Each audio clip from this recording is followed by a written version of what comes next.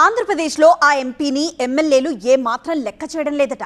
కారణం ఏంటయ్యా అంటే అప్పట్లో ఆయన చేసుకున్న ఒప్పందమేదో ఉల్లంఘించినట్లు ఊహాగానాలు వినిపిస్తున్నాయి. ఇంతకీ ఆ ఎంపీ ఎవరు, ఆ ఒప్పందాలేంటి? వైసీపీలో వరికోటి అశోక్ బాబు వర్రీస్.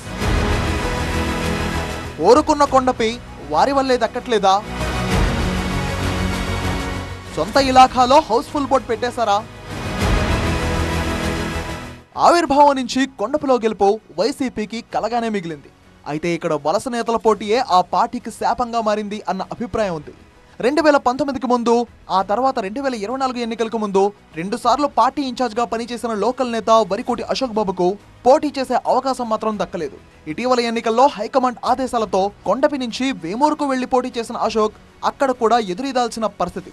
పోనీ ఇప్పటికైనా సొంత ఇలాఖాలో కొండపికి తిరిగి వద్దామనుకుంటే అక్కడ మాజీ మంత్రి ఆదిమూలపు సురేష్ ఉండడంతో అది సాధ్యమయ్యే సూచనలు కనిపించడం లేదట.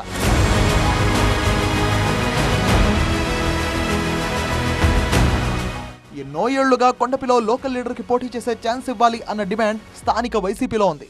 అయితే ఆ డిమాండ్ అశోక్ బాబుతో తీరిపోతుందని పార్టీ నాయకులతో పాటు క్యాడర్ కూడా భావించారు. కానీ ఎన్నికల నాటికి సీన్ మళ్లీ మారిపోతూ వస్తోంది. 2019లో మాదాసి వెంకయ్యకు దక్కగా ఆయన ఓడిపోయారు. అందుకు కారణం అశోక్ బాబు వ్యతిరేకంగా పనిచేయడమే అన్న ఆరోపణలు వచ్చాయి.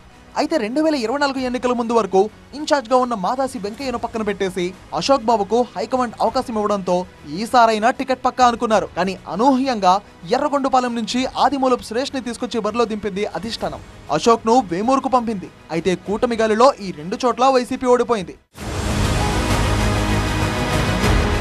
అశోక్ బాబు పరిస్థితి ఇప్పుడు అగమ్యగోచరంగా తయారైందట.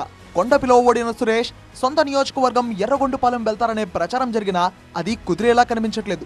పోనీ ఉన్న చోటే తేల్చుకుందామనుకుంటే మార్పులు చేర్పుల్లో భాగంగా వేమూరు వదిలి వెళ్లిన మెరుగు నాగార్జున మళ్లీ ఓన్ ప్లేస్ కు తిరిగి వచ్చేశారు.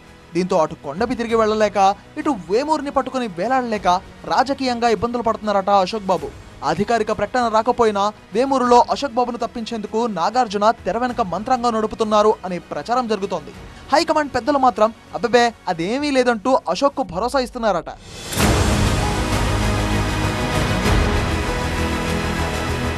వేమూరులో కాకపోయినా వచ్చే ఎన్నికల నాటికి కొండపలో అయినా అవకాశం దక్కుతుందా అని కొండంత ఆశతో ఎదురు చూస్తున్నారట వరికోటి అశోక్ బాబు.